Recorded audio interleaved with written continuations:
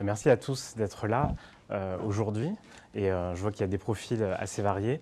N'hésitez pas à prendre le micro et à me poser des questions, parce que l'idée quand même du workshop, c'est qu'on travaille ensemble. Ce n'est pas une présentation uniquement de mes slides, mais c'est aussi des échanges et une discussion. Je vais essayer de vous expliquer un petit peu comment je voudrais présenter mon quotidien. D'abord, en fait, je vais vous parler de la conception fonctionnelle, c'est-à-dire qu'avant de faire du commerce, il faut créer un site et donc les enjeux en fait de la création d'un site quand on fait du luxe. Deuxièmement, on va parler de la création des contenus. Et notamment des coûts, des nécessités et des besoins de ces contenus. Des moyens moteurs. Alors derrière les moyens moteurs, c'est-à-dire que c'est bien beau de créer un site, mais il faut ensuite driver des visiteurs sur le site. C'est pas comme une boutique dans la rue où vous avez les gens qui passent. Il faut absolument mettre en place toute une stratégie en fait, d'acquisition de manière à ce que vous ayez des visiteurs qui s'intéressent et qui achètent. Et enfin, l'animation du site. On oublie généralement quand on crée un site e-commerce qu'il va falloir l'animer. Et l'animer, c'est donc une stratégie d'animation et encore une fois des coûts. Je voulais vous parler aussi rapidement de mon expérience. J'ai pas tout à fait. Alors, je fais du digital depuis un moment, mais j'ai commencé en fait dans le luxe en vendant des collections dans des showrooms, donc auprès de retailers indépendants. Donc, j'ai parcouru un peu le monde pour vendre ces collections aux États-Unis, en Chine, un peu partout. Et j'ai aussi ouvert des boutiques, donc je connais aussi le retail. Et c'est important puisqu'on est aujourd'hui dans une phase d'omnicanal. Vous devez entendre ce mot en permanence. On essaye de recentrer en fait la marque et de faire vivre à l'utilisateur un parcours qui soit unique, en tout cas qui fait en sorte que chaque point de contact va le reconnaître et lui passer un message distinct. Donc ça, c'était une première chose. Alors, je voulais aussi vous parler aussi, bon, c'est un peu ce qu'on fait souvent, mais le luxe et le e-commerce, déjà, je voulais savoir un petit peu pour vous, quelle est la raison pour laquelle le luxe a mis autant de temps à s'intéresser au e-commerce. Donc, vous pouvez prendre le micro si vous avez un avis sur la question. Bon, je vais... oui ? Prendre du coup le micro. Enfin, merci. C'est un avis personnel. Hein. Je pense que le luxe, s'ils ont mis du temps pour s'intéresser à l'e-commerce, je pense qu'à priori, ils pensaient que. Enfin, on pense plus l'e-commerce, ça fait peut-être pas. Alors, c'est vrai. Alors, je vais vous expliquer. La première chose, c'est qu'en effet, le e-commerce, il a commencé surtout pour il y avait des offres de prix, en fait. Comme on dit, on n'est jamais à plus de 2 clics de son concurrent. Et le fait de se mettre en ligne, en fait, de vendre en ligne, on a une concurrence encore plus accrue que lorsque vous êtes en physique. Mais aussi, au départ, le e-commerce, les outils en fait du e-commerce étaient assez restreints et en fait les marques de luxe avaient du mal à faire passer en fait l'expérience luxe à travers un site. Il faut comprendre que le luxe à la base c'est quoi? C'est la rareté d'un produit et c'est la qualité. Donc la qualité des produits, elle doit, enfin dans les magasins, si vous rentrez dans une boutique de luxe, vous pouvez constater immédiatement la qualité des produits, mais aussi la qualité du service. Quelqu'un va venir vous prendre en charge, va venir vous présenter les produits, va vous expliquer l'histoire de la façon du produit, de l'histoire de la maison aussi. Et en fait, c'est ce qui était compliqué à réaliser sur un site e-commerce jusqu'à encore quelques années. Alors on va en parler, mais on a depuis en fait de nouveaux outils dans le e-commerce qui sont apparus et qui nous permettent aujourd'hui de réaliser une immersion un peu plus luxe dans notre site. Alors c'est encore en progression et je pense que dans les années qui viennent, on va avoir encore d'autres progrès qui vont nous permettre d'avoir une expérience encore plus luxe et encore plus personnalisée. Mais on a comme ça finalement c'est la technologie qui nous a donné l'occasion de pouvoir faire du luxe.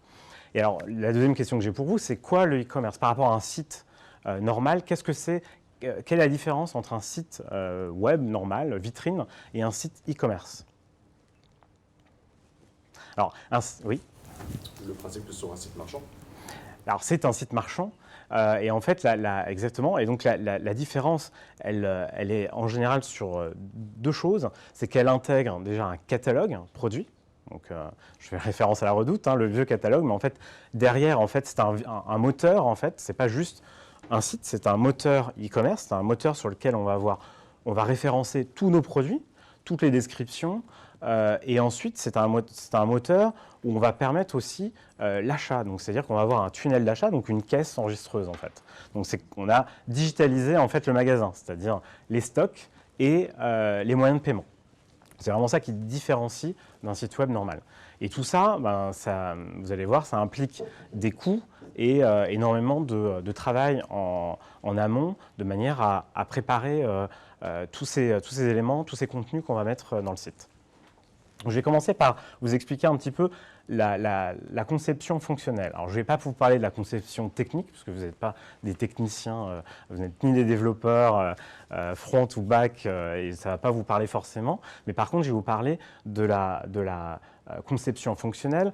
De la manière, je ne vais pas vous parler de la conception graphique, parce que la conception graphique est en général, elle est très liée à la marque, à l'univers de la marque. Et en général, ce sont les agences qui vous accompagnent, qui vous proposent en fait une conception graphique. La conception fonctionnelle, qu'est-ce que ça veut dire? Ça veut dire comment on va recevoir nos clients sur notre site et quelle est l'expérience utilisateur qu'on va vouloir lui faire vivre. Vous entendez beaucoup parler du UX en ce moment, c'est un peu la mode, l'ergonomie, l'UX. Ben, c'est justement ça. C'est lorsque je vais créer mon site, je vais réfléchir à mon client et je vais faire en sorte de respecter certaines normes, mais aussi réfléchir à son besoin pour lui proposer les services tout au long de son parcours d'achat. Donc on va comprendre un peu comment on crée cette conception fonctionnelle. On va parler d'ambition, c'est-à-dire qu'est-ce que je veux transmettre sur mon site. Ensuite, on va parler de vraiment l'expérience, c'est-à-dire comment je vais organiser cette expérience. Et enfin, la structure de la navigation, c'est-à-dire concrètement comment je vais la mettre en place. Donc l'ambition, ça veut dire qu'au début, alors c'est exactement ce que je fais en ce moment chez Givenchy. Donc je suis arrivé il y a 5 mois, on m'a dit voilà, on veut créer un nouveau site, on veut créer une nouvelle expérience et on voudrait le préparer à l'e-commerce. Et aussi, on voudrait qu'on puisse vendre plus facilement via notre réseau retail, via nos distributeurs. Parce que donc, moi, je m'occupe spécifiquement des parfums et cosmétiques. Et donc, on a des gros distributeurs comme Sephora, Marionneau, etc., qui sont importants. Et si on fait du e-commerce, on ne veut pas quand même se séparer de ces distributeurs. Donc voilà, on avait comme ça beaucoup de questions et beaucoup d'envie en fait sur le site. Et donc, on a posé en fait les questions sur l'ambition. Et alors, l'ambition, c'est d'avoir une vision business. C'est-à-dire, qu'est-ce qu'on va faire avec ce site d'abord? Est-ce qu'il est là pour faire de l'argent, juste des ventes? Est-ce qu'il est là aussi pour faire de la connaissance produit? Est-ce qu'il est là pour faire de la connaissance de marque? Voilà, il faut réfléchir en fait à l'ambition business du site. Ça, c'est la première des choses à réaliser. La deuxième chose, c'est pour la marque, quelle va être l'utilité du site? Je suis une marque, une vieille marque de luxe avec tout son prestige. Qu'est-ce que je veux faire passer? À quoi va m'être utile ce site? Qu'est-ce que je veux faire passer sur le site? La troisième chose, c'est les clients. Qu'attend le client de mon site? Qu'est-ce que je vais faire pour mon client? Qu'est-ce que je vais lui offrir comme service? Et pourquoi il irait plutôt sur mon site qu'en boutique? Si tant est, il y a encore des boutiques dans pas longtemps. Et enfin, pour le secteur, qu'est-ce que je veux apporter au secteur? On est dans le luxe. Le luxe, ça veut dire qu'on veut absolument avoir une intention précise par rapport aux autres marques, aux concurrents. Donc, je veux que mon site il soit différent. Je veux qu'il soit reconnu dans le secteur comme, par exemple, c'est un site novateur ou au contraire, c'est un site extrêmement moderne. C'est un site, voilà, il faut réfléchir à ce qu'on veut aussi dans le secteur. Comment on va reconnaître mon site? Donc une fois que vous avez écrit ce papier, donc ça prend quand même quelques semaines à réfléchir. Il faut réfléchir avec ses collègues au sein de l'entreprise, voir un petit peu ce qu'on souhaite pour le site. On va réfléchir aussi à ce qu'attend le client. Le client derrière, qu'est-ce qu'on va créer un site, nous on a nos attentes, mais quelles sont les attentes du client vraiment plus précisément. Et donc là, on va penser à, par exemple, quelle est l'expérience lors de sa visite. Est-ce qu'il a besoin que ce soit un site rapide? Alors ça va sans dire, hein, mais bon, il faut quand même écrire tout ça, parce que tout ça, ça va nous permettre d'écrire un vrai cahier des charges qui va ensuite nous accompagner tout le long de la construction du site. Donc de l'expérience, est-ce que le client, il attend quoi? Il attend de la proximité, ou au contraire, il attend juste de pouvoir consulter sans avoir besoin d'échanger avec quelqu'un? Donc quand je parle de proximité, c'est ce qu'il faut mettre en place, par exemple, un service de chat, une hotline, des rendez-vous en magasin. Enfin, il faut réfléchir à toute cette partie-là. Et aussi tout ce qui est service. Le luxe, c'est le service à la base. C'est non seulement la qualité du produit, mais c'est la qualité des services. Comment je fais passer ces services, notamment par exemple la livraison. La livraison, alors on a de plus en plus dans les grandes villes des services de livraison par coursier qui se mettent en place avec des grooms, un peu comme à l'époque du 19e siècle dans les hôtels, qui amènent vos paquets tout bien emballés. D'ailleurs, en parlant d'emballage, est-ce que je propose un service d'emballage particulier? Est-ce que je vais proposer de la personnalisation produit? Par exemple, dans les parfums, ça se fait beaucoup en ce moment de graver le prénom, par exemple, ou de faire un emballage particulier. Mais aussi sur le site, est-ce qu'il y a des contenus particuliers? Mes clients, peut-être qu'ils ont envie de connaître davantage sur la marque. Souvent, les marques, elles aiment contrôler, c'est normal, hein, leur contenu, les informations sur leur marque. Peut-être que nos utilisateurs, ils vont vouloir être en exclusivité, connaître davantage de choses sur la marque. Ce sont aussi des outils. Donc par exemple un outil de paiement qui va être le nouvel outil rapide de la sécurité, etc. Et aussi peut-être que notre client va vouloir des confidences. Alors j'en ai parlé, ça revient un petit peu avec la proximité, mais la confidence, ça va être peut-être l'inviter aussi à des événements physiques, parce que le digital, c'est aussi un retour au physique d'une certaine manière. Et on va en parler un peu plus tard. Donc ça, c'est pour l'ambition. Donc déjà, une fois que vous aurez réfléchi à cette ambition, vous aurez déjà une bonne première étape de fait. Vous allez commencer à savoir ce que vous voulez. Et en fait, pour la partie expérience, vous serez sans doute déjà accompagné. C'est-à-dire que l'ambition va vous permettre d'approcher une agence, parce qu'en général, on ne le fait pas en interne. Alors, il y a des marques qui le font, qui choisissent de tout faire en interne. Ce sont des coûts quand même assez importants. Donc en général, on préfère prendre les conseils d'une agence graphique spécialisée dans l'e-commerce qui va vous accompagner. Donc une fois que vous avez ce premier un peu cahier des charges sur l'ambition, vous allez réfléchir à l'expérience avec l'agence. Alors avec l'agence, il y a deux types d'agences. Il y a l'agence graphique et il y a l'agence technique. Donc, comme je vous ai dit, je ne vais pas vous parler d'agence technique parce que c'est un peu compliqué et puis je ne pense pas que c'est votre volonté de devenir développeur.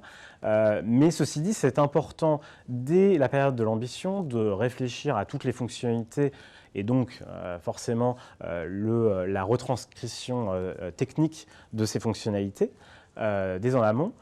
Mais avec l'expérience, avec l'agence graphique, vous allez parler de l'expérience. Et donc, l'expérience, c'est réfléchir, en fait, encore une fois, à l'utilisateur, et donc de définir, en fait, à qui va s'adresser exactement parmi mes clients, ou à mes nouveaux clients, à qui va s'adresser ce site.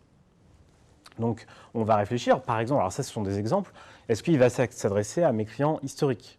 Si oui, lesquels? Est-ce que ce sont des clients historiques qui, par exemple, habitent dans une région reculée, mais qui jusqu'à présent venaient à Paris ou à Dallas ou à New York, et aujourd'hui, ils ont envie d'acheter directement en ligne?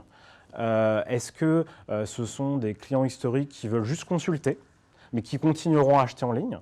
Mais c'est quand même important de savoir, et du coup, on va pouvoir imaginer un parcours client en réfléchissant à ça. Est-ce que ce sont des achats cadeaux? On le voit beaucoup, surtout dans tout ce qui est parfum ou des accessoires. C'est-à-dire qu'on a vraiment toute une clientèle qui va acheter sur Internet pour faire livrer des cadeaux. Bon, est-ce que c'est un achat exceptionnel, c'est-à-dire c'est c'est un wannabe, quelqu'un qui a jamais acheté de luxe, mais qui souhaiterait voilà, se faire un petit plaisir une fois, et donc il ne connaît pas forcément les codes, et donc il faut pouvoir l'accompagner aussi sur le site. Et enfin, est-ce que c'est un client qui juste recherche de l'information? C'est même un site, ça a pour vocation encore plus large, hein. Il y a la presse, les journalistes, les rédacteurs des magazines, ils font le tour aussi des sites. Est-ce que notre site, il va aussi avoir vocation à donner l'information à ces gens, à ces influenceurs, à ces journalistes? Il faut se poser ces questions dès à présent. Et donc, avec l'agence, on va réfléchir à un parcours. Et donc, on va imaginer, en fait, alors, je me demande si c'est juste après. Non, c'est là. Des sortes de personnalités, des personnages. Enfin, on va concrètement... Comment ? Des clients types, voilà. Alors, on utilise beaucoup l'anglais, donc on des personas, mais bon, en effet, des clients types. Et donc, on va essayer de réfléchir, et donc, on va commencer à créer des maquettes du site et vérifier que nos clients types trouvent et vivent l'expérience qu'on souhaite leur donner. C'est qu'on va réfléchir en fait lors de la structure du site. Alors c'est un exemple, hein, normalement c'est beaucoup plus vaste, mais bon, on va imaginer en fait la structure avec les différentes pages et la hiérarchie des pages. Et ensuite, on va réfléchir à la navigation, c'est-à-dire lorsque j'arrive depuis la home page, normalement, je devrais en scrollant pouvoir cliquer sur un article qui m'intéresse et arriver directement sur un produit.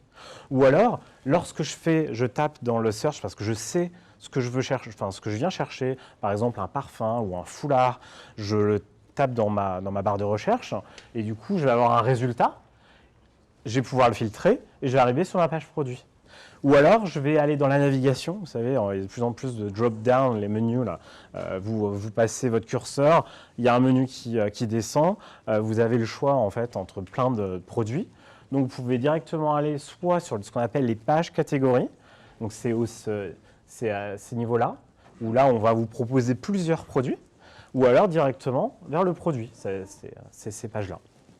Donc exactement, on va réfléchir à ça, et longtemps. On va essayer, et lorsqu'on n'est pas sûr, on va éventuellement faire appel à des panels, on va faire des tests, et on va corriger et revoir jusqu'à ce qu'on soit satisfait ce parcours client. Et c'est exactement ça, les user stories. Et donc, en fait, on va se poser ces questions à chaque fois, c'est-à-dire comment pense-t-il et que ressent-il au moment de l'utilisation, au moment où il fait vraiment son shopping, c'est-à-dire où il va mettre au panier, et au moment où il achète. Il faut absolument se poser ces questions pour chaque client type. De la même manière, quels sont les points de contact? Alors ça, c'est super important. On ne parle que du site, mais l'univers digital est plus vaste. Et en plus, il n'est pas que digital. Donc, on en parlait tout à l'heure de l'omnicanalité, mais aujourd'hui, surtout dans le luxe, peut-être que le premier point de contact de mon client, ça va être une affiche dans la rue, ça va être un magazine dans un hôtel, ça va être le VOC que vous allez acheter à l'aéroport, une publicité à la télévision, une publicité vue sur Internet, ou encore une newsletter que vous aurez reçue. Donc, et ça fait partie aussi de l'expérience client. C'est-à-dire qu'il faut réfléchir à ça, et pas seulement au site. Le site, c'est une partie, mais il faut réfléchir à toute l'étendue du parcours client. Et enfin, quelles sont les opportunités? C'est-à-dire qu'à chaque moment, donc du coup, lorsque je fais une publicité magazine, je vais réfléchir déjà et je vais dire, voilà, quelle va être l'opportunité depuis cette couverture de magazine, par exemple, pour faire que mon client vienne nous rendre visite sur le site et finalement achète. Donc à chaque fois, sur les points de contact, on va réfléchir et on va se poser ces questions. On s'en pose encore plus que ça, hein, mais j'essaye de... Donc je vous ai déjà parlé du coup de la structure de la navigation. Et là, ensuite, il y a la partie ergonomie. Donc ça, c'est le rôle vraiment de l'agence. Il y a des spécialistes aujourd'hui de l'ergonomie, de l'UX. Alors, il y a beaucoup de mots un petit peu barbares qu'on utilise. À la fin, ce que j'ai envie de vous dire, c'est du bon sens. Et c'est du benchmark. C'est-à-dire qu'il faut aller regarder, il faut en permanence aller regarder ce qui se fait, parce que alors dans le luxe particulièrement, il faut aller voir un petit peu ce qui se fait dans les nouvelles technologies, même dans les... moi, je me rappelle aller regarder ce que faisait, par exemple, Apple, parce qu'Apple, c'est quand même une marque de luxe, qu'on le veuille ou non, même si c'est de la technologie, voir un petit peu ce qui se fait, mais même des constructeurs automobiles ou des Carrefour. Enfin, récemment, par exemple, je vais vous donner une petite anecdote. Alors, j'ai refait ma cuisine, et en fait, je me disais, tiens, j'ai besoin d'aller chez un grand magasin de bricolage. Et donc, je me suis dit, bon, comment je fais? Parce que moi, évidemment, je suis comme tout le monde, hein, je vais consulter les sites. Je me dis, tiens, j'aimerais bien acheter cet évier ou ce lave-vaisselle. Et puis, je me disais, bon, j'ai pas envie de les acheter en ligne. Vous voyez, c'est une utilisation qu'on a réfléchi tout à l'heure. C'est une utilisation, j'ai pas envie d'acheter en ligne parce que j'ai envie d'aller constater, d'aller voir et puis les ramener tout de suite. J'ai pas envie d'attendre le transporteur, etc. Donc, tiens, je sais plus si c'était Leroy Merlin ou Bricorama ou un autre qui nous proposait de constituer une liste de shopping et de pouvoir ensuite l'imprimer sur place en magasin. Bon, ça, c'est une expérience utilisateur intéressante. Donc moi, dans le luxe, je vais aller voir ce que font les autres, même si ce n'est pas mon secteur. Je vais voir the best practices, ce qui se fait de mieux dans tous les secteurs. Donc non seulement je vais voir ça, je vais aussi essayer de voir en magasin ce qui n'a pas été encore réfléchi, pensé, et puis voir ce qu'on peut, grâce aux nouvelles technologies, réfléchir et inventer comme nouvelles astuces. Et puis ensuite, c'est beaucoup de bon sens. Je vous donne un exemple. Alors, j'ai pris Dior, je ne travaille pas chez Dior, mais en gros, il y a des choses aujourd'hui, il faut continuer, il y a un usage. Il y a un usage dans le e-commerce, et donc on sait que le panier aujourd'hui, il est en haut à droite. C'est un usage.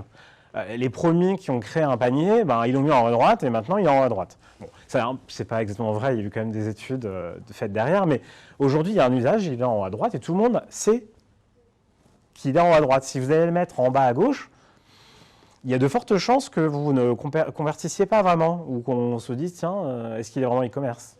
Il y a aussi ce petit personnage-là. On sait que c'est mon compte, et que dans mon compte, on va trouver des données personnelles. Ses anciennes commandes, sa wishlist, juste à côté. Il y a un moteur de recherche. On est de plus en plus volontaire pour aller rechercher les produits qui nous intéressent directement sur le moteur de recherche. Et puis ensuite, on a une barre de navigation qui en général est soit au clic, soit un drop-down. Alors ici, Dior, c'est un peu particulier parce que c'est un très très gros site. Donc ils ont une double barre de navigation, c'est-à-dire qu'une fois que vous êtes dans maquillage par exemple, vous avez ensuite une barre de navigation ici. Mais bon, ça ce sont juste des bonnes pratiques et des usages qu'il faut suivre, et ça c'est du bon sens. Alors évidemment, il y a de l'ergonomie, les agences sont là pour vous aider à avoir la bonne ergonomie, il y a des spécialistes, mais avant tout, c'est surtout de l'observation et du bon sens.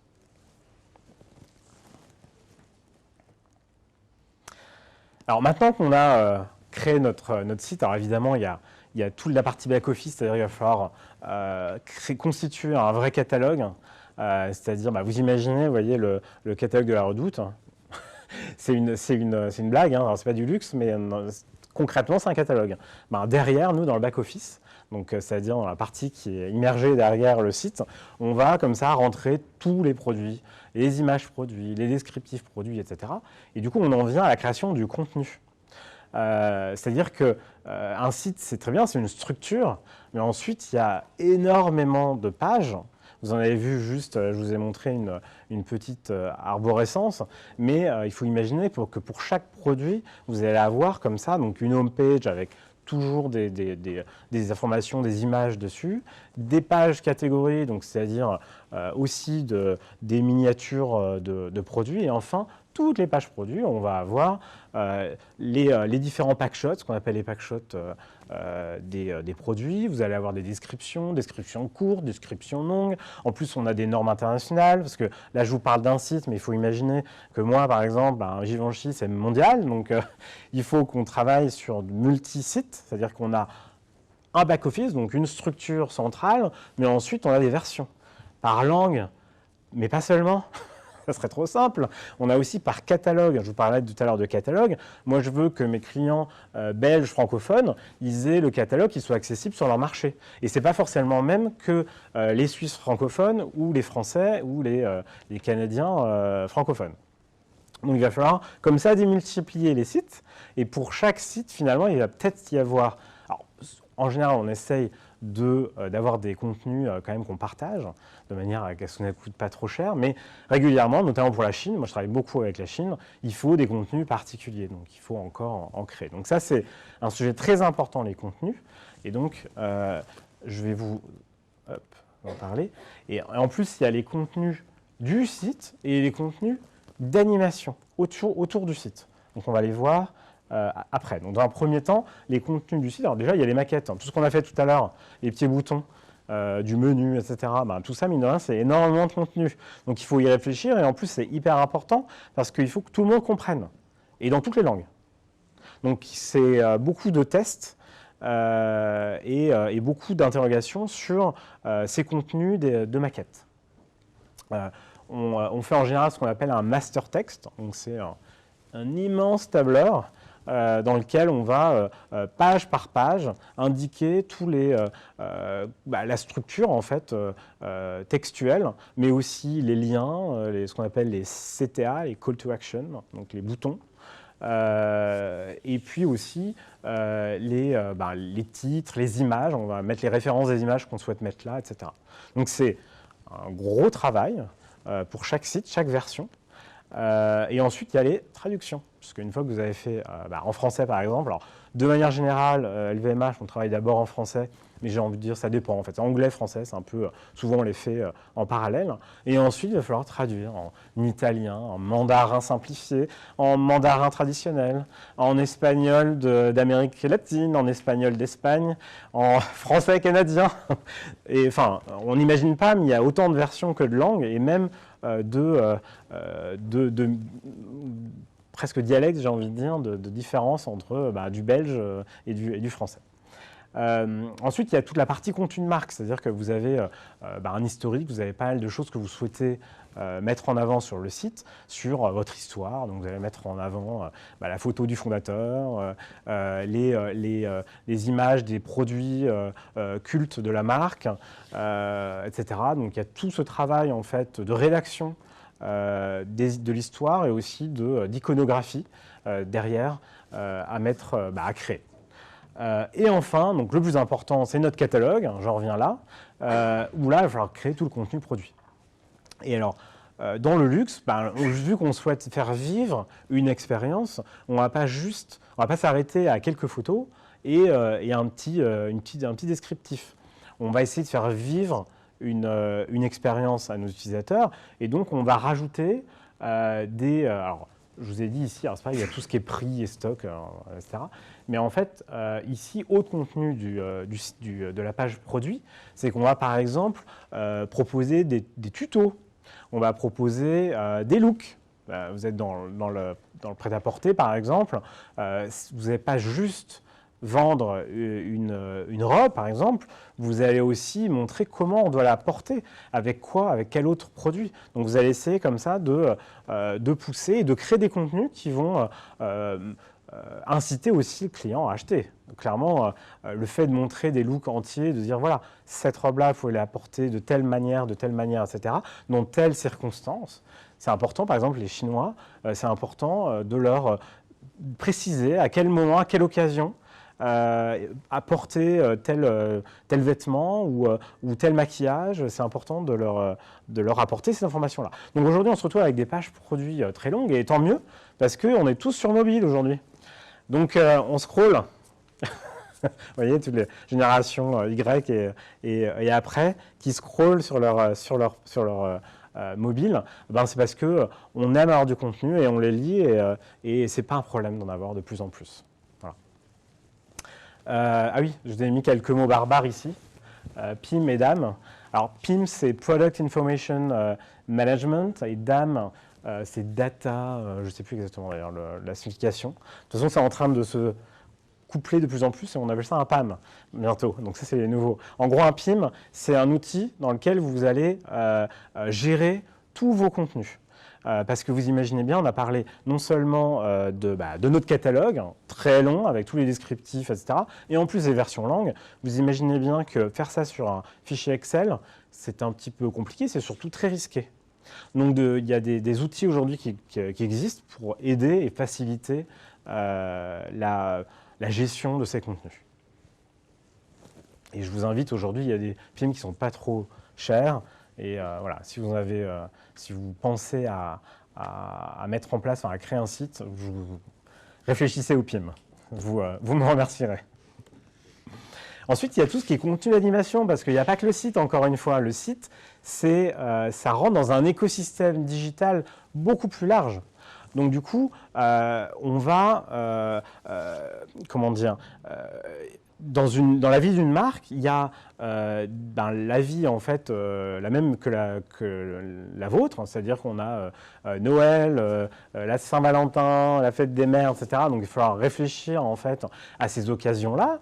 Donc il va sans doute falloir créer des contenus pour ces occasions. Donc là, c'est sur la partie le calendrier. Il y a aussi tout ce qui est commercial. Il y a les soldes, il y a les moments en fait commerciaux que tout le monde connaît, le Black Friday maintenant. Il faut réfléchir.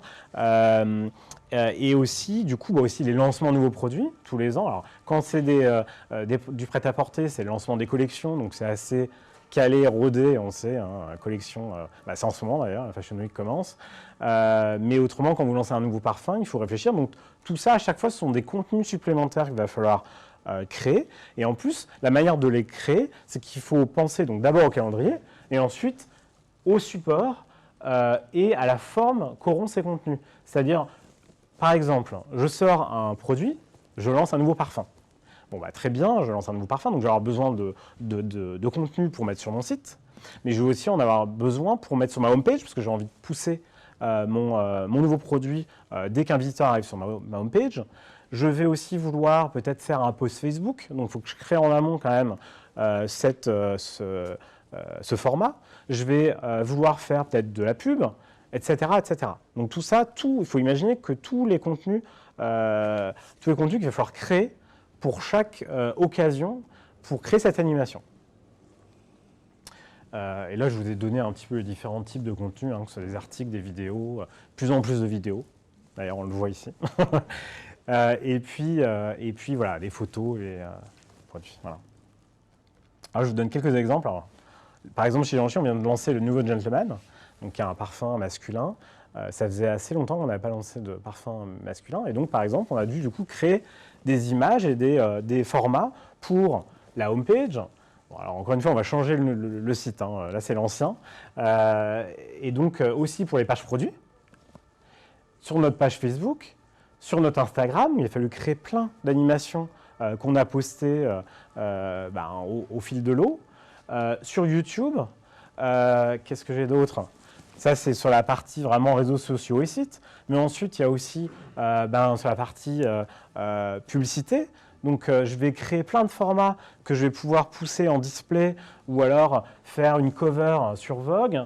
Je vais vouloir faire de la publicité sur mon mobile, sur Elle. Alors là, je vous montre, il y en a au moins, quand vous sortez ce type de support, de format, pardon, vous en avez à peu près 17 en desktop, 17 en mobile. C'est un peu le minimum, quoi, en gros. Et en plus, il faut compter qu'il y a ceux qui sont statiques, il y a les vidéos, etc. Donc, c'est une masse de données, de contenu à créer. C'est vraiment très important. Et d'ailleurs, en général, c'est le rôle d'un service dédié, en fait, la partie contenu. Alors maintenant qu'on a tous ces contenus, qu'on a un site, on a des photos, il est prêt, on va pouvoir le lancer. Mais en fait, on ne va pas pouvoir le lancer tout de suite, en fait. Il faut aussi penser qu'il faut faire venir les gens sur notre site. Parce que ce n'est pas le tout. d'avoir un très joli site. Ensuite, il va falloir faire venir les gens. Alors, je vais parler rapidement de SEO, SEA, je ne sais pas si vous connaissez. Il y a des spécialistes, donc je ne vais pas rentrer dans les détails. Le display, le CRM, les réseaux sociaux, les influenceurs et les événements, parce que le physique n'a pas dit son dernier mot. Donc le SEO, c'est assez simple, c'est dès la structure du site, en fait, on va réfléchir au référencement naturel. En gros, concrètement, je prends Google, mais il y en a d'autres, parce que Google, c'est pour l'Occident, mais si vous allez en Russie, ça va être Yandex, si vous allez au Japon, ça va être Yahoo, si vous allez en Chine, ça va être Baidu, et il y en a plein d'autres. Mais en gros, donc nous, on connaît surtout Google, et on a des robots Google qui, toute la journée, crawlent le web et vont aller référencer, en fait, voir site, page par page, et pour référencer en fait le site. C'est comme ça qu'on peut rechercher et trouver les sites qui nous vont sur Google. Pour ça, en fait, il y a des règles. Il y a des règles, ce qu'on appelle le SEO. Donc, c'est des règles sémantiques, ce sont des règles de structure, d'URL, etc. Donc, c'est assez technique. Je ne vais pas rentrer dans le détail. Donc, ça, en général, on fait appel à des spécialistes. Et c'est en amont, mais c'est aussi pendant toute la durée du site. C'est-à-dire que dès que vous mettez un nouveau produit, une description de produit, il faut réfléchir en SEO. C'est-à-dire, il faut bien que je mette les bons mots, il ne faut pas que j'utilise de pluriel. Enfin bon, il y a des règles comme ça. Vous avez des spécialistes. Le mieux, c'est d'aller les voir, parce qu'en plus, les règles changent tout le temps. Parce que Google aime bien changer tout le temps. Alors d'ailleurs, j'étais hier matin chez Google. C'est leur business aussi de changer tout. Voilà. Et d'ailleurs, le fait que le SEO ne soit pas complètement... ça suffit pas vraiment. Ils ont inventé le SEA. C'est-à-dire que si vous ne remontez pas naturellement, du coup, vous pouvez payer pour remonter. C'est pour ça qu'ils sont devenus milliardaires, Google. Et donc, le SEA, concrètement, ça veut dire qu'on va créer, en fait, dans ce qu'on appelle AdWords, donc sur Google, vous allez créer une liste de mots-clés, les mots-clés qui vont être tapés ensuite sur le moteur de recherche, Google. Donc toute une liste de mots-clés, alors c'est pareil, c'est compliqué, vous avez les mots-clés positifs, les mots-clés négatifs, vous avez des combinaisons de mots-clés, c'est pareil, il y a des gens qui font que ça. AdWords, c'est un logiciel, c'est quasiment SAP, c'est très vaste. Mais vous avez du coup, après ces mots-clés, vous allez créer des annonces. Donc c'est les annonces, vous savez, quand vous tapez Givenchy ou Vuitton sur Google, vous allez avoir des liens sponsorisés où, en gros, ils vont vous expliquer le contenu rapidement du site avec les grandes catégories en général. Voilà. Donc c'est ça, c'est les annonces. Et ensuite, vous allez faire des campagnes, c'est-à-dire que vous allez miser de l'argent. Et c'est vraiment du miser, parce qu'en gros, vous payez au clic et vous payez aussi aux enchères sur les mots-clés par rapport à vos concurrents. Alors, bon, je ne rentre pas dans les détails ici, surtout qu'il y a vraiment des super cours sur Internet qui vont vous permettre de comprendre un petit peu les mécanismes.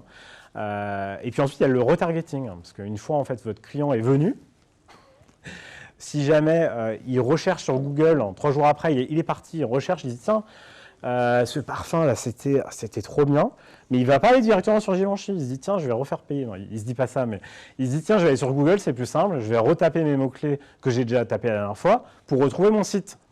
Bon, moi, je me dis, j'ai déjà eu une fois, c'est un client intéressant, il faut absolument que j'ai une deuxième fois, je ne veux pas que ce soit mon concurrent qui l'ait.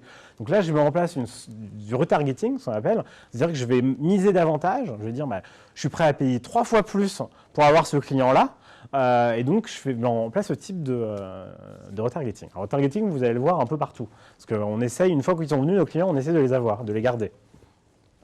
Donc ça, c'est la partie SEA, les mots-clés, etc. C'est un peu plus compliqué, un peu plus dense, mais faut que voilà, je vous parle un peu de tout. Ensuite, on a la partie display, en RTB. Alors, qu'est-ce que ça veut dire RTB? C'est-à-dire Real Time Bidding, on est encore aux enchères. Tiens. Donc là, c'est pareil, en gros, c'est ce que je vous ai montré tout à l'heure, comme exemple, là. Voilà, en gros, ces bannières-là, je veux les placer un peu partout. J'ai envie de les mettre, moi, je m'intéresse à une cible. Là, ici, c'est un homme de 30-40 ans qui est plutôt propre sur lui, etc. J'ai envie de le targeter, donc j'ai une cible en CSP+, etc. Donc je vais aller voir des réseaux. Vous avez déjà entendu parler de Criteo, par exemple. Alors, il y a Criteo, mais Google le fait aussi très bien. En gros, c'est des réseaux, en fait, où ils sont allés voir tous les sites et ils leur ont proposé de mettre de la pub chez eux, et puis en échange, ils leur donnent une rémunération. Et donc là, en fait, on a, à travers un réseau, vous allez, pareil, dépenser de l'argent aux enchères pour pouvoir placer ces bannières, en fait, à votre cible, et uniquement à votre cible. Bon, après, comment ? C'est une régie publicitaire. C'est une sorte de régie publicitaire, exactement.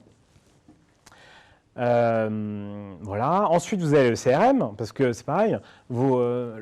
Alors, c'est fou, mais l'email, la newsletter, c'est ce qui convertit toujours le plus. Alors, c'est en train de changer, mais c'est quand même la newsletter qui convertit le plus. Donc, c'est toujours important de continuer à en faire.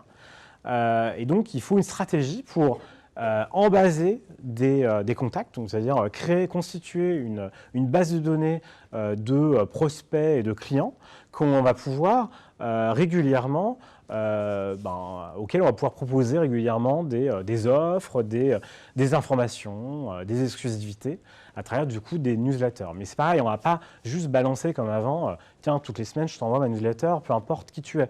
Aujourd'hui, on essaye de segmenter, de se dire, voilà, mon client qui a acheté ce type de parfum, je vais lui envoyer un peu moins fréquemment du contenu un peu plus qualitatif. Et c'est ça, en fait, le luxe aussi, l'e-commerce dans le luxe, on essaye de ne pas reproduire les erreurs qu'ont fait tous les e-commerçants un peu plus mass market auparavant, c'est-à-dire de bombarder de newsletters avec un peu n'importe quoi. Nous, ici, on veut segmenter et on veut apporter du contenu à nos clients.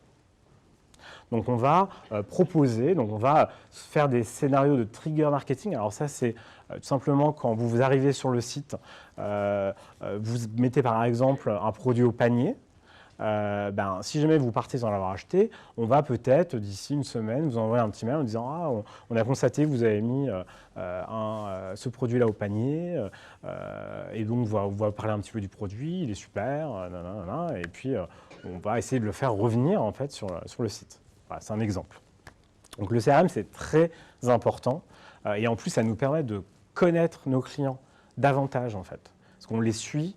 On voit ce qu'ils lisent, voilà, c'est vraiment une base de données hyper importante pour la marque. Et en général, on essaye, quand on a des magasins physiques, de lier les bases de données des clients en magasin de nos clients online.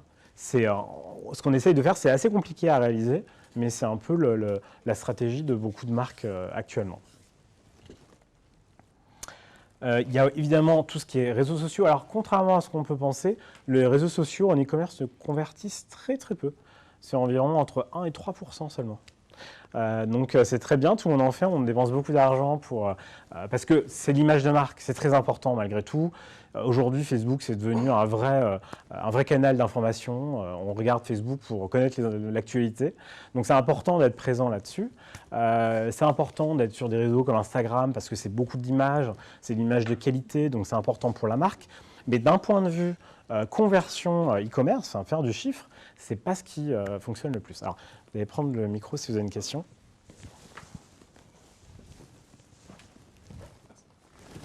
Est-ce que le taux de conversion qui est assez faible est spécifique à l'e-commerce ou parce que ce n'est pas le retour qu'on a aujourd'hui? Donc l'un des moyens les plus efficaces, c'est de la publicité sur les réseaux sociaux, justement. Et que ce qu'on vient de voir, tout ce qui est publicité sur les moteurs de recherche, et de plus en plus, je ne dirais pas mis à l'écart, mais c'est toujours efficace, mais les réseaux sociaux aujourd'hui sont la tendance. Disons que justement, c'est en train d'évoluer et c'est vrai que Facebook notamment et Instagram ont vu aussi le succès de Google et aussi la manne financière que c'est devenu, et donc essayent aussi à leur tour de créer, donc on a vu apparaître ces carousels sur Facebook de produits où on peut acheter directement, enfin il y a de plus en plus de choses qui sont faites pour convertir. C'est pas encore le plus efficace, mais d'un point de vue image, c'est quand même très important. Alors, je reformule peut-être ma question. Est-ce que peut-être le domaine du luxe a un peu plus de mal à convertir sur les réseaux sociaux? Est-ce qu'il y a cet effet-là en fait? Forcément, on vend des produits plus chers, donc de toute façon, la conversion, elle prend souvent plus de temps. Et en général, c'est pour ça qu'on parlait de points de contact, on va essayer d'avoir plusieurs points de contact. Ce n'est pas en une fois qu'on va vendre. C'est sûr, quand on vend des produits à 7 €, c'est plus facile de sortir sa carte bleue et d'acheter directement.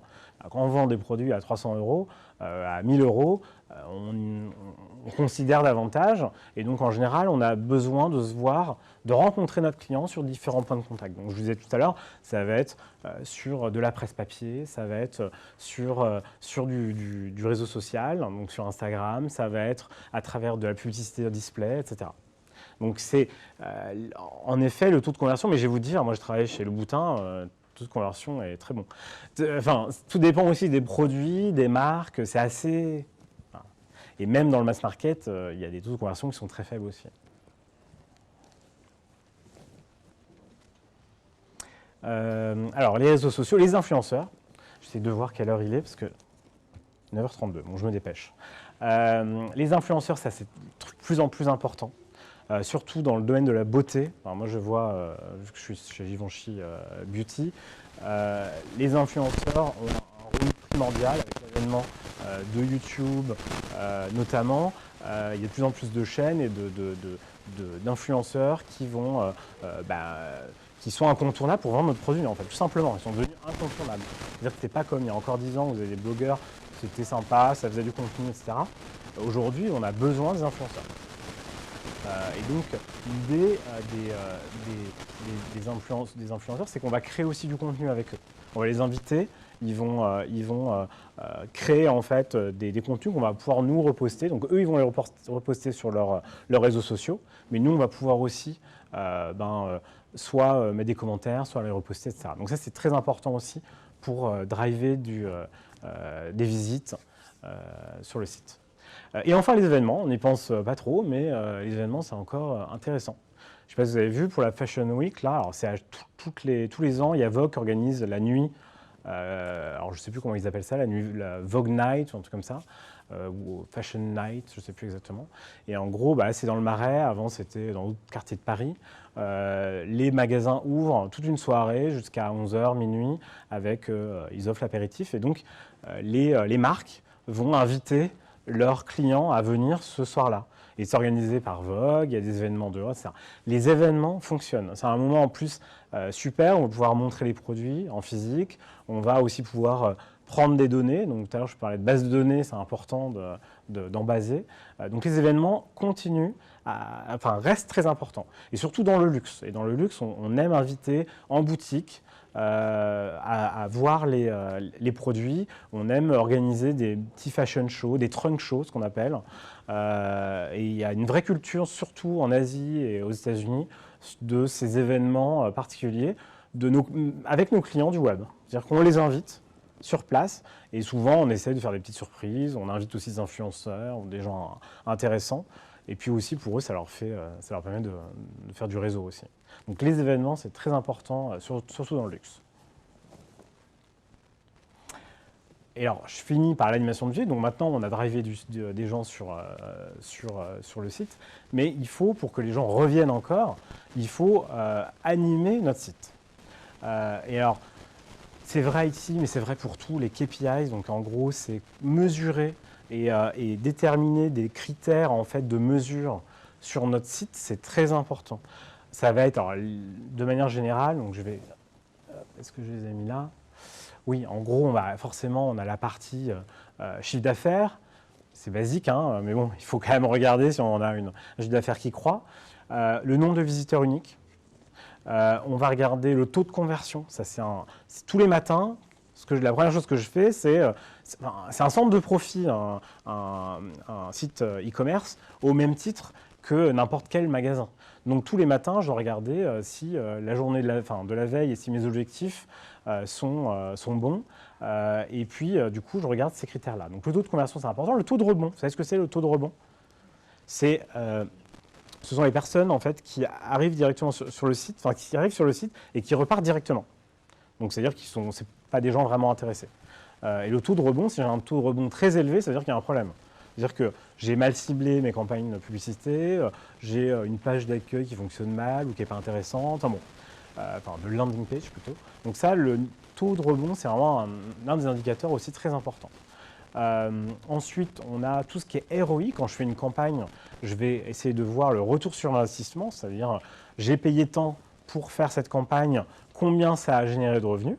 Bon, l'idée, c'est que ce soit positif. Ensuite, on a aussi le taux d'abandon panier, ça c'est important, et ça nous permet aussi de retargeter ensuite. Et aussi vérifier régulièrement les pages les plus visitées. Pouvoir un petit peu mettre en avant d'autres pages. Voilà. L'idée, tout ça, ça va me servir à animer.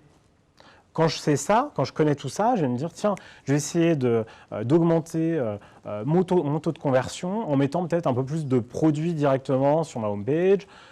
Ben, voilà, je vais animer mon site, mes réseaux sociaux, mes newsletters, etc. en fonction de mes KPIs. Et alors pour animer, j'ai aussi besoin d'outils. Donc je vous ai parlé tout à l'heure d'un calendrier un petit peu de marketing, etc. Ben justement, mon calendrier, je vais construire un calendrier éditorial et commercial sur lequel je vais tout noter en amont, parce que je vais les produire, les contenus. Je vais non seulement les produire, mais je vais aussi les planifier dans le temps pour savoir exactement à 1 mois, 2 mois, 3 mois en avance ce que je vais mettre à tel moment et quels seront mes objectifs de conversion ou de visite ou d'interaction, d'engagement avec, sur mon site. Donc ça, c'est super important. Vous avez des outils aussi, comme Trello. Vous avez des outils en fait, qui vous permettent, en fait, parce que ça, c'est un peu austère, hein, mais bon, ça se fait encore beaucoup, un vieux tableur. Mais bon, il y a des outils de plus en plus qui vous permettent de programmer comme ça. C'est comme un magazine. Hein. Dans un magazine, le Vogue, 6 mois avant, ils sont déjà en train de le créer, parce qu'il faut créer tous les contenus, justement, ce que je disais d'abord. Et ensuite, il faut planifier la parution, etc. Et voilà, j'ai fini. Je ne sais pas, est-ce que vous avez des questions? On a vu un petit peu rapidement toutes les étapes. Hein, évidemment, c'est succinct, on n'a qu'1 heure, c'est un workshop. Mais je voulais savoir si vous aviez des questions et si ça vous a plu, tout simplement. Est-ce qu'il y a des... Le micro.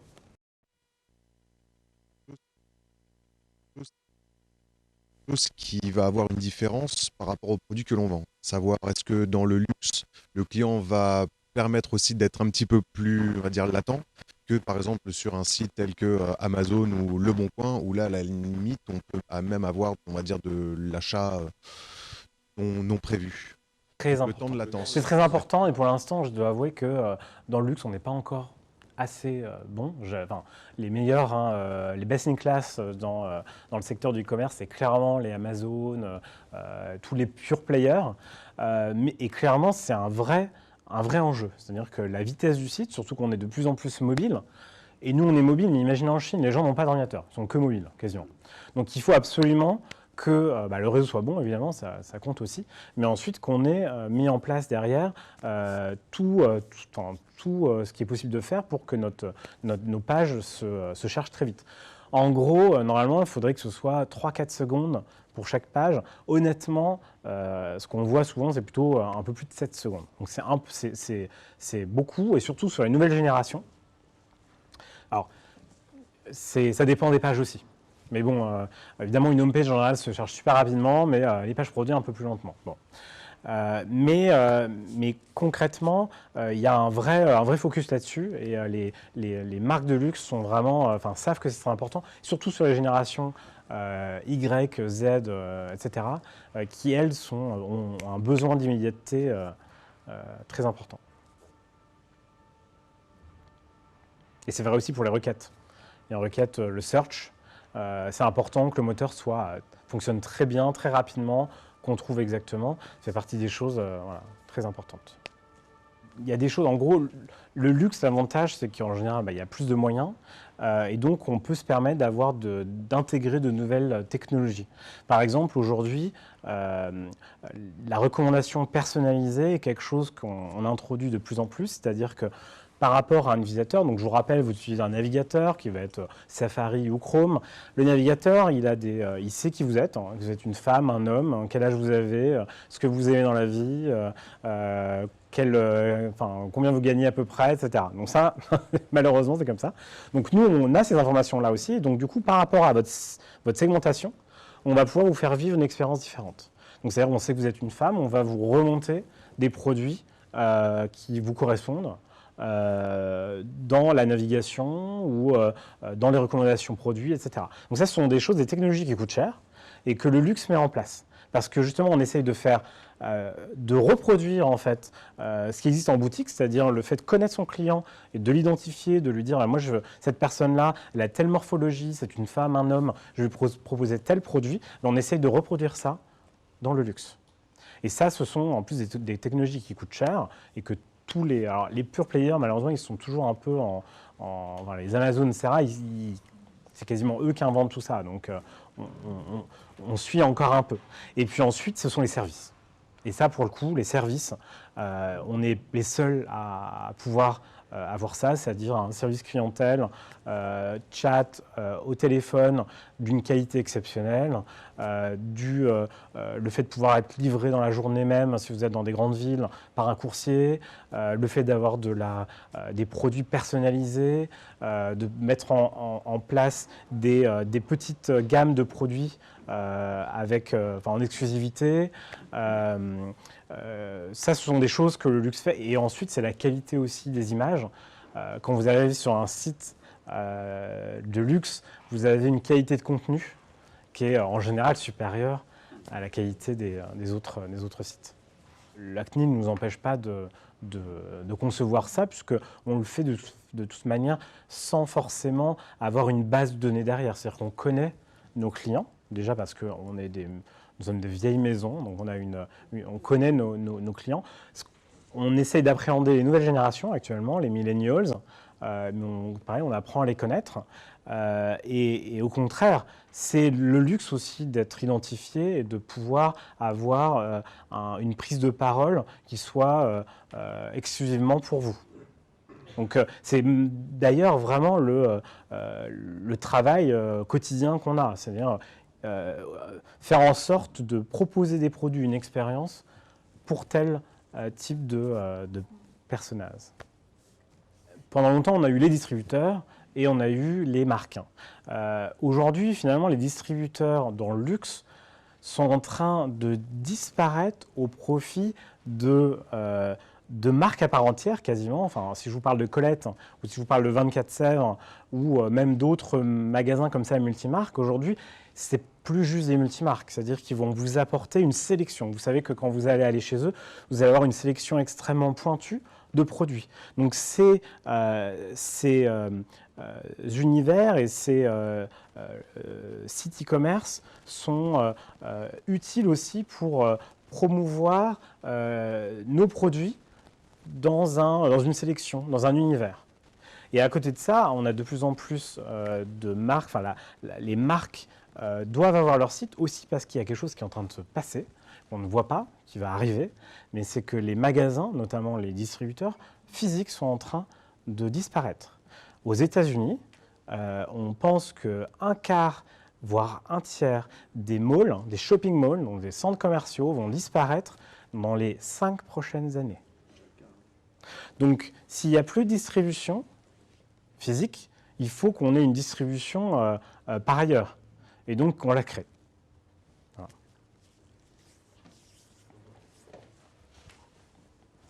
J'aimerais bien rebondir juste sur un élément que vous venez de citer. Il y a maintenant, il y a 30 ans, quand justement les grands centres commerciaux commençaient à sortir, les centres-villes étaient vidés des magasins et vidés de la population, si on peut dire.